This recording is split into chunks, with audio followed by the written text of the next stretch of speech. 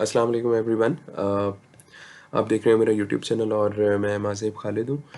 आज की इस वीडियो में बहुत ही एक ज़्यादा पूछे जाने वाला सवाल, जो काफ़ी सारे स्टूडेंट्स जो हैं मुझे टेक्स्ट करते हैं इस बात पे कि जी आप एक कोई ऐसी इंफॉर्मेशन दे दें जिसमें हमें इस चीज़ का आइडिया हो जाए कि चाइना में आते वक्त कितने एक्सपेंसेस होते हैं, किस तरह आप चीज़ों को मैनेज करते हैं, कितना बजट हो तो हम वहाँ पे इजीली आ सकते हैं।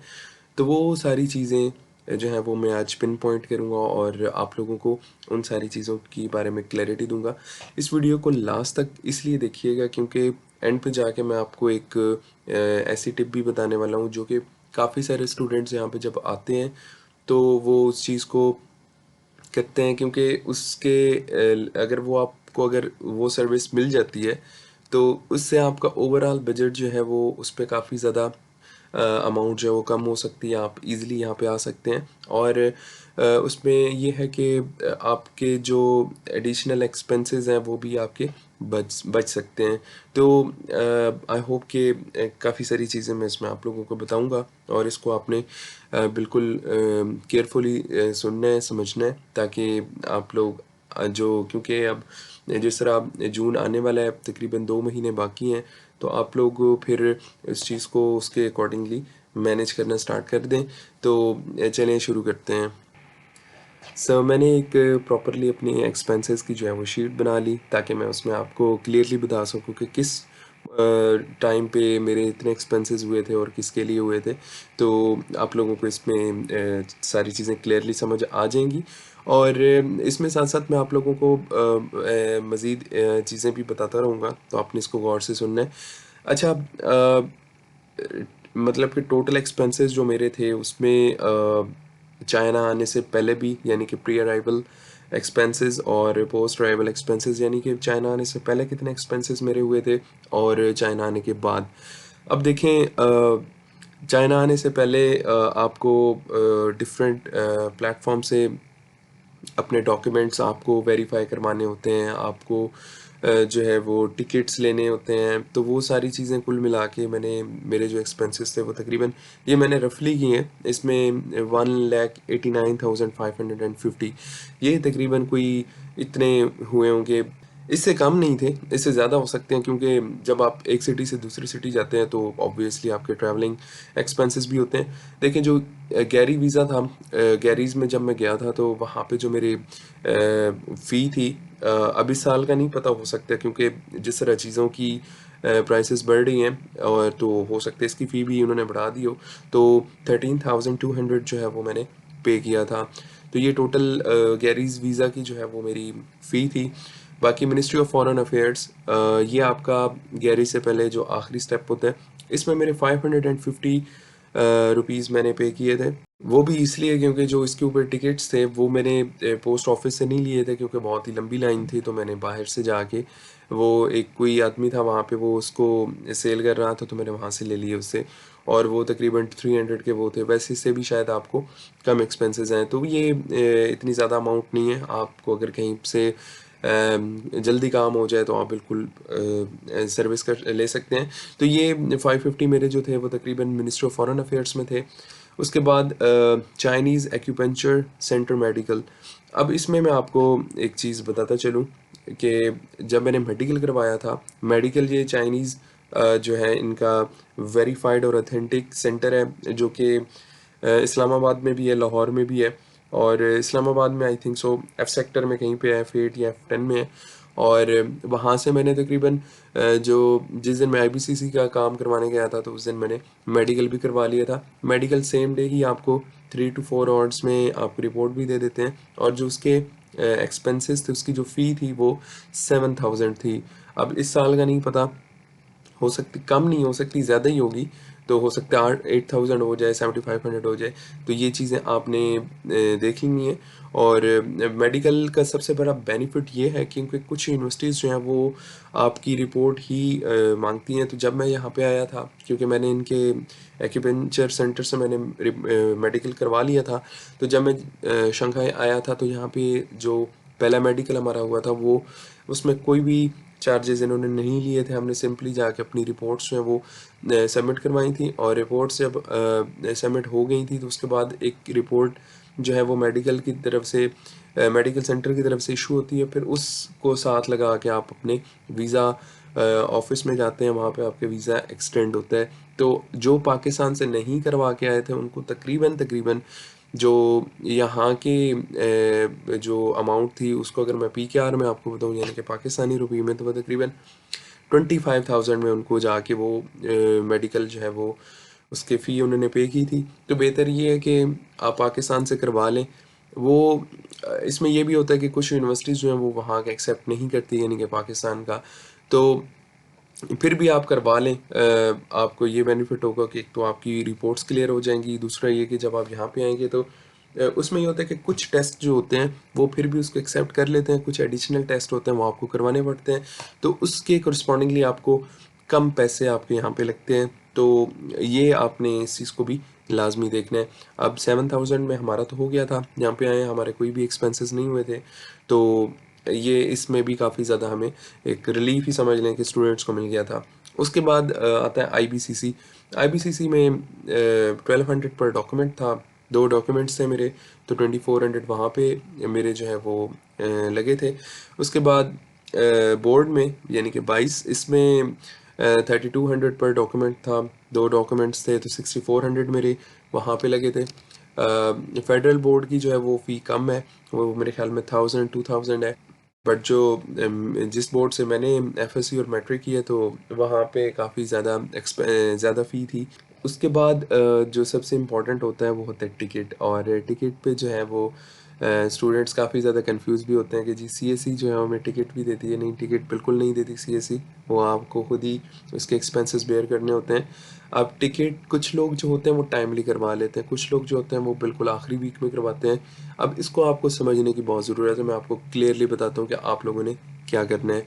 अब टिकट प्राइस जो है वो वेरी करती है टाइम टू टाइम। जब आप बिल्कुल लास्ट में करवाते हैं तो सम टाइम टिकट बहुत एक्सपेंसिव होती है, आप जल्दी करवा लेते हैं तो टिकट जो है वो सस्ती होती है। अब चाइना जो है वो मुख्तलिफ एयरलाइंस आती हैं, इस्लामाबाद से भी, लाहौर से भी, कराची से भी, मुल्तान से भी, कतर एयरवेज़ भी आती है, थाई एयरवेज़ भी आती है, एमिरेट्स भी आती है, चाइना साउदर्न एयरलाइन भी आती है, उसके बाद श्रीलंकन एयरलाइंस भी आती है। अब सारी जो एयरलाइंस हैं ये डिपेंड करती हैं उनकी क्लासेस पे।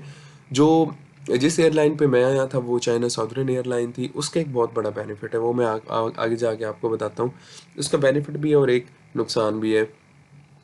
एमिरेट्स पे भी कुछ स्टूडेंट्स मेरे दोस्त आए थे, और कुछ अब ये डिपेंड करता है कि आप कौन सी क्लास लेना चाहते हैं, आप कितने जो है वो कंफर्टेबल वे में आना चाहते हैं। आप अच्छी क्लास में आ सकते हैं तो ज़्यादा टिकट का होगा उसका होगा, अगर आप अच्छी क्लास में आएंगे तो उसका ज़्यादा टिकट होगा। अब एक दोस्त मेरा आया वो 2,20,000 में कतर एयरवेज़ पे आया था, अब मैं 1,60,000 में मुझे टिकट मिल गया था। ये डिपेंड करता है कि आप कौन सी एयरलाइन की टिकट लेना चाह रहे हैं। अब मैंने जो टिकट था वो तकरीबन मैं यहाँ पे 4th ऑफ सितंबर यहाँ पे आया था चाइना में, तो मैंने टिकट जो था वो तकरीबन 20 डेज़ पहले ले लिया था।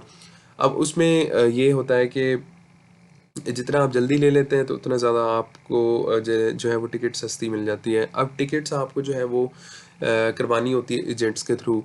तो टिकट मैंने एजेंट के थ्रू करवाई थी, एक अथेंटिक थे मेरे जानने वाले, और उन्होंने ही टिकट करवा के दी थी। अब जो एजेंट्स होते हैं उनके लिंक होते हैं इन एयरलाइंस की कंपनियों के साथ, तो वो टिकट्स जो है वो आपको करवा के देते हैं। तो वो अथेंटिक ही होते हैं, उसमें कुछ वो अपने चार्जेस होते हैं उनके, और बाकी वो जो भी टिकट की प्राइस होती है वो सारी आपको उनको पे करनी होती है। तो उसमें कोई भी जो है वो इल्लीगल एक्टिविटी यानी कि आपको वो धोखा नहीं दे सकते, आप उनको उनसे टिकट करवा सकते हैं।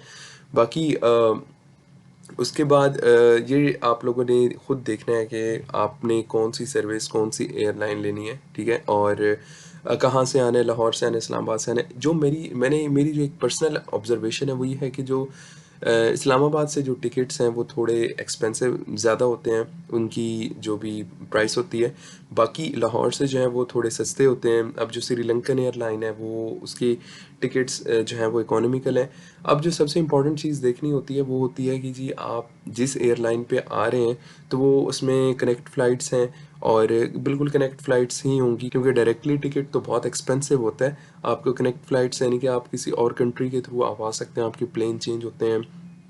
अब उसमें बहुत सारी चीज़ें देखने वाली होती है, वो मैं आपको अब बताता हूँ, आपने गौर से सुनना है। अब जब आप आते हैं तो उसमें लेओवर होते हैं एयरपोर्ट्स पे। अब जितना ज़्यादा लेओवर होगा उतना ज़्यादा आपको टिकट कम प्राइस में मिल सकते हैं, लेकिन लेओवर जितना ज़्यादा होता है तो उसमें ये होता है कि आपको एयरपोर्ट पे ठहरना होता है। अब एयरपोर्ट पे इतना ज़्यादा आप नहीं टाइम स्पेंड कर सकते 5-6 घंटों से ज़्यादा, क्योंकि आप थके होते हैं, थक जाते हैं। अब मैं जब आया था चाइना में, तो मैं चाइना साउदर्न एयरलाइन पे आया था, तो मेरा जो पहला स्टॉप था वो उरुमची था। अब उरुमची जब मैं आया तो वहाँ पे मेरे 17 आवर्स का जो था डिले, यानी कि लेओवर उसे आप कह सकते हैं नेक्स्ट फ़्लाइट तक। तो इस्लामाबाद से मैं आया था, क्योंकि इस्लामाबाद मेरे सिटी के करीब था। इस्लामाबाद से तकरीबन 2 आवर्स में मैं चाइना पहुंच गया था। फिर उसके बाद मेरी जो फ़्लाइट थी वो नेक्स्ट डे थी, तो मैंने इस दौरान अपना स्टे जो है वो होटल में किया था। अब होटल पहले आज से 6-7 महीने पहले जो चाइना साउदर्न एयरलाइन थी वो इकोनॉमी क्लास में भी उसमें दे देती थी उसी टिकट प्राइस में, लेकिन अब जो है वो होटल नहीं देती। अब वो आपको खुद ही सारे पे करने होते हैं होटल के। अब उसमें एडवांटेज मुझे ये था, क्योंकि जब भी आप चाइना आते हैं तो आपको कुछ ना कुछ वेट अलाउ होता है कि आप इतना लगेज, आप जो आपका लगेज बैग होता है उसमें आपके पास इतना होना चाहिए। आपका जो हैंड कैरी है उसमें इतने केजीज आप ले ला सकते हैं। अब चाइना साउदर्न आपको ये बेनिफिट देता है कि आप उस पे अगर स्टूडेंट वीज़ा पे हैं तो आपको वो तकरीबन 70-75 केजी वेट अलाउ करता है। आप उससे भी ज़्यादा होता है, 80 तक होता है। आप इतना वेट ला सकते हैं, यानी कि 2 बैग ला सकते हैं आराम से। उन 2 बैगों में आप सब कुछ ला सकते हैं। एक में अपने जितने भी आपके कपड़े वगैरह हैं, बाकी दूसरे में आप अपने खाने पीने की चीज़ें ला सकते हैं। इस पे मैं एक सेपरेट वीडियो बना के आपको बता दूंगा कि आप लोगों को क्या-क्या चीज़ें यहाँ पे लानी चाहिए। और उसके बाद आपको साथ आप हैंड कैरी में चीज़ें ला लैपटॉप ला सकते हैं, गैजेट्स जो आपके होते हैं वो लेके आ सकते हैं, टैबलेट लेके आ सकते हैं, क्योंकि हैंड कैरी आपके साथ ही होगा, लगेज आपका उधर होगा। अब एक और चीज़ सबसे इम्पोर्टेंट होती है, जब आप प्लेन पे आते हैं तो आपका जो कनेक्ट फ़्लाइट होती है तो उसमें जो है वो चेक इन जो है वो सेल्फ ट्रांसफ़र है, या वो खुद ही आपको डेस्टिनेशन जो आपका फाइनल डेस्टिनेशन होती है वहाँ पे आपको वो आपको लगेज देंगे। अब मैं जब चाइना आया था तो मेरा सेल्फ ट्रांसफ़र था, यानी कि उरुमची में मुझे उन्होंने बैग्स वगैरह दे दिए थे। मैं होटल चला गया था, अगले दिन होटल से मैं फिर आया था, फिर मेरा चेक इन हुआ था। तो ये चीज़ें थोड़ी आपको देखनी होंगी। अब जो दूसरे मेरे दोस्त आए थे, कोई दुबई से आए थे, दुबई से फिर आगे चाहे शंघाई आए थे, कुछ लोग थाई एयरवेज़ पे आए थे, वो पहले बैंकॉक गए थे, वहाँ से फिर वो शंघाई आए थे। कुछ लोग जो है वो पहले दोहा गए थे, दोहा से फिर शंघाई आए थे। कुछ लोग पहले श्रीलंका गए थे, श्रीलंका से फिर इधर आए थे। तो ये इनके रूट्स हैं, और आपको कनेक्ट फ़्लाइट्स में ये एडवांटेज होता है कि आपको कम टिकट थोड़ी है वो सस्ती मिलती है। अब यहाँ पे बेनिफिट तो भी हैं, अब यहाँ पे बेनिफिट्स भी हैं। अब यहाँ पे ये चीज़ भी आपको देखनी है कि आपका लेओवर जो है वो कितना है एयरपोर्ट पे। ज़्यादा लेओवर है तो आपको टिकट तो कम मिल जाएगी, लेकिन आप एयरपोर्ट पे बहुत मुश्किल होती है वहाँ पे आपको। और वीज़ा जो है कुछ कंट्रीज़ जो है वो ऑन अराइवल भी दे देते हैं, आप दूसरे कंट्री में भी विज़िट कर सकते हैं जितना आपका लेओवर होता है, लेकिन कुछ होता है जो आपको वहाँ पे ज़्यादा अमाउंट पे करनी होती है। तो इसलिए ये चीज़ें आपने देखनी है। इसमें मैं आपको सेपरेट वीडियो में ये सारी चीज़ें समझा भी दूँगा। आई होप कि आपको टिकट प्राइस की जो है वो सारी समझ आ गई होगी कि इसमें क्या-क्या चीज़ें आपको देखनी है। बाकी जो टोटल एक्सपेंसेस थे मेरे वो तकरीबन 1,89,500 टिकट्स के साथ ही तकरीबन इतने मेरे ये डॉक्यूमेंट्स और सारे उस पे हुए थे। ये एक रफली एस्टिमेट है।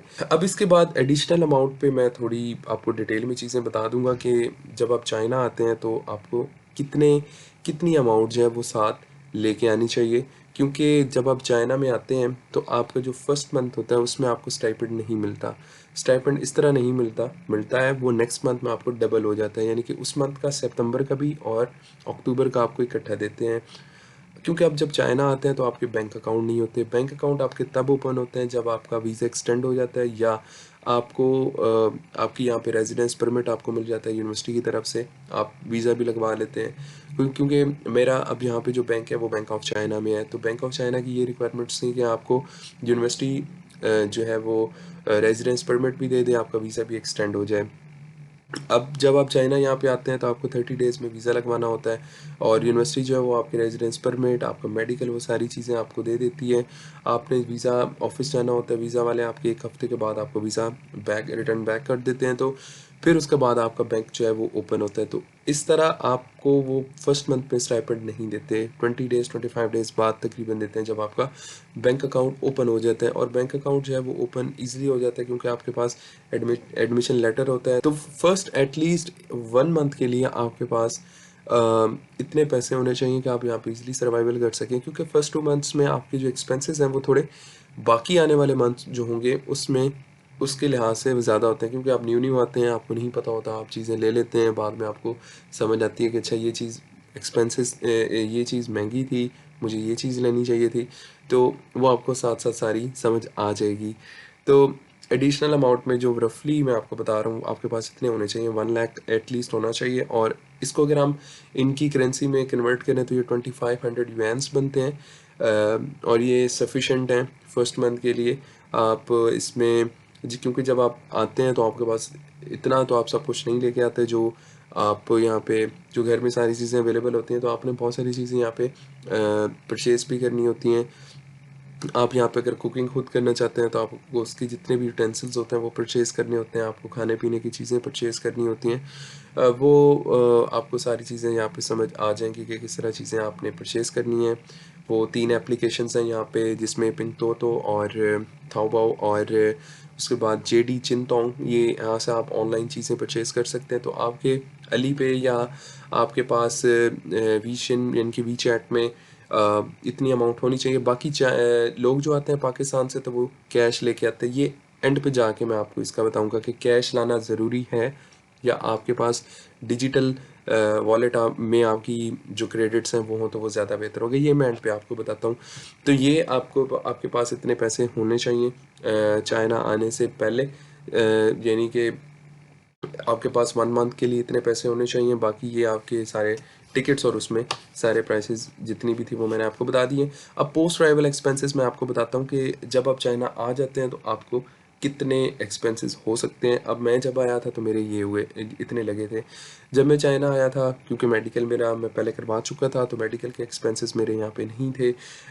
जब मैं यहाँ पे आया था तो इन्होंने मेरे वीज़ा, क्योंकि एक्सटेंड करवाना होता है आपको 1 साल के लिए, 2 साल के लिए, तो यहाँ पे जो वीज़ा एक्सटेंड करवाने की पर ईयर जो फ़ी थी वो 400 युआन्स थी, जो कि पाकिस्तानी पीकेआर में तकरीबन 20,000 बनते हैं। अब जो आरएमबी है वो ओवरऑल कम हो रहा है, तो अब जब आप इसको कन्वर्ट करेंगे पीकेआर में तो अब कम शायद पैसे बने, तो 20,000 उस वक्त थे। और 2 इयर्स का जो है वो मैंने वीज़ा लगवाया था, तो वो 40,000 मेरे टोटल एक्सपेंसेस हुए थे वीज़ा के लिए। होटल स्टे जो था मेरा वो चाइना में, जब मैं उरुमची आया था तो वो मेरे तकरीबन 200 आरएमबीज़ मेरे वहाँ पे युआन्स लगे थे, तो तकरीबन वो 8,000 बनता है।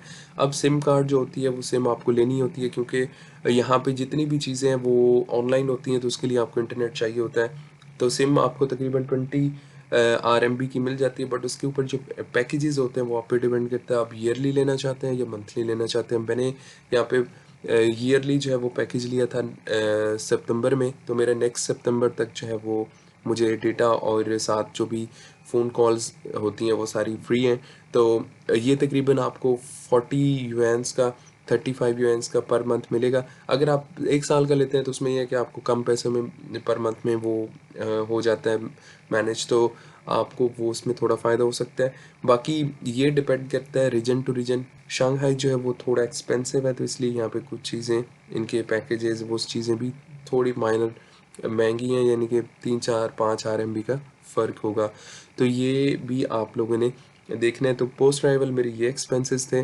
बाकी खाना पीना, उनकी चीज़ें, वो सारा कैंटीन से जो भी होते हैं, फर्स्ट 20 to 25 डेज़ मैंने मैनेज किया था, तो वो जो अमाउंट थी वो इस जितनी अमाउंट थी उसमें से मैंने वो मैनेज किया था। तो आई होप आपको ये चीज़ें समझ आ गई होंगी कि आप एक रफली एस्टिमेट अब लगा सकते हैं कि आपको कितने पैसे आपके पास हों तो ओवरऑल आप चाइना में आ सकते हैं। और अब इसका ये भी है कि देखें, जब आपके पास ये सारे हो जाते हैं, मतलब कि आप 3 लाख 4 लाख कर लें, 5 लाख मैक्सिमम कर लें, तो देखें जब आपको स्टाइपेंड मिलता है यहाँ पे मास्टर वालों को तकरीबन 3000 जब मिलेगा तो वो 1,20,000 बनता है। पीएचडी वालों का भी तकरीबन 1,40,000 बनता है। तो आप 3-4 महीनों में अपने ये सारे एक्सपेंसेस आपके हो जाते हैं कवर। तो ये स्टार्टिंग आपको थोड़ा सा डिफ़िकल्ट लगेगा, लेकिन आप लोगों ने कोशिश करनी है। आपको स्कॉलरशिप मिल गई है तो आप लोग मैनेज करें, अच्छे तरीके से मैनेज करें, ताकि आपको यहाँ पे आप जब आ जाएंगे तो फिर उसके बाद आपको ये इनकी रिकवरी फर्स्ट 2 मंथ्स में ही हो जाएगी। तो कोई बड़ा मसला नहीं है। आई होप कि इंशाल्लाह चीज़ें आपके लिए आसान होंगी। अब मैं आपको एंड पे आके बताता हूँ कि आप लोगों को जो यहाँ पे जो चीज़ मैंने देखी है, जो स्टूडेंट्स जो हैं वो यहाँ पे एक दूसरे की हेल्प करते हैं, और ये बहुत अच्छी बात है। मैं खुद इस चीज़ को बहुत ही मुझे अच्छा लगा कि लोग यहाँ पे ऐसे भी हैं जो पाकिस्तान से आने वाले स्टूडेंट्स हैं, उनकी इस हद तक भी वो हेल्प कर देते हैं। लेकिन उसके लिए ये है कि अगर आपके यहाँ पे कोई जानने वाले ऑलरेडी स्टूडेंट्स हैं जिनके साथ आपके अच्छे टर्म्स हैं, जिस पे आप ट्रस्ट कर सकते हैं, वो आप पे ट्रस्ट करते हैं, तो चाइना में जब आप आते हैं तो यहाँ पे 2 एप्लीकेशंस हैं जहाँ से आप पे करते हैं। एक अली पे है और दूसरा जो है वो वीचैट है। अब अली पे जो है वो बन जाता है पाकिस्तान में भी। मैंने ट्राई किया था, मेरा बन गया था, लेकिन कुछ लोग कहते हैं कि नहीं बनता। उसमें ये है कि आपको पाकिस्तानी पासपोर्ट की पिक्चर वगैरह लगा दें तो वीज़ा के साथ तो वो बन जाता है। अब मेरे एक फ्रेंड थे, तो उन्होंने मुझे कहा था कि देखें, आप पाकिस्तान से जब आएँ तो आप वहाँ से कोई करेंसी एक्सचेंज ना करवाइएगा। उन दिनों में जो करेंसी होती है वो काफ़ी हाई होती है। लाइक आप जब एक्सचेंज करवाते हैं पीकेआर टू यूएन्स, तो उसमें काफ़ी ज़्यादा आपको वो महंगे पड़ सकते हैं। और दूसरा ये है कि वहाँ से आपको कैश में मिलेंगे। अब चाइना में जो है वो तकरीबन 90 to 95% जो है वो ऑनलाइन ट्रांजैक्शंस होती हैं। आप जहाँ भी चीज़ परचेज़ करने जाएंगे तो आपको उनके क्यूआर कोड स्कैन करने होते हैं, तो ऑनलाइन ही डिजिटली पेमेंट्स होती हैं। अब जब पाकिस्तान से आप आते हैं तो आपके पास वो इतने कैश होता है, तो कैश समटाइम ये यहाँ पे एक्सेप्टेबल नहीं होता। तो उसमें ये भी आपको थोड़ा सा प्रॉब्लम फेस करना पड़ सकता है, लेकिन हो जाता है। ऐसा नहीं है कि बिल्कुल नहीं होता, होता है। लेकिन ज़्यादा आसानी ये होती है कि आप डिजिटली पे कर दें। अब जब पाकिस्तान से मैं आ रहा था तो मेरे फ्रेंड ने मुझे कहा था कि आप ना वहाँ से एक्सचेंज ना करवाइएगा, मेरे पास मैं आपको शेयर कर देता हूँ यहाँ से क्रेडिट्स आपके अकाउंट में, और जब आप आइएगा तो मैं स्टाइपेंड आएगा तो आप मुझे वापस कर दीजिएगा। तो मुझे उनकी ये प्रपोज़ल बहुत अच्छा लगा, लेकिन क्योंकि मेरे पास मैंने इतने मैनेज कर भी लिए थे। तो अब ये जो सर्विस है, ये जो एक ऑफ़र है, ये तकरीबन जो स्टूडेंट्स हैं वो एक दूसरे को दे देते हैं।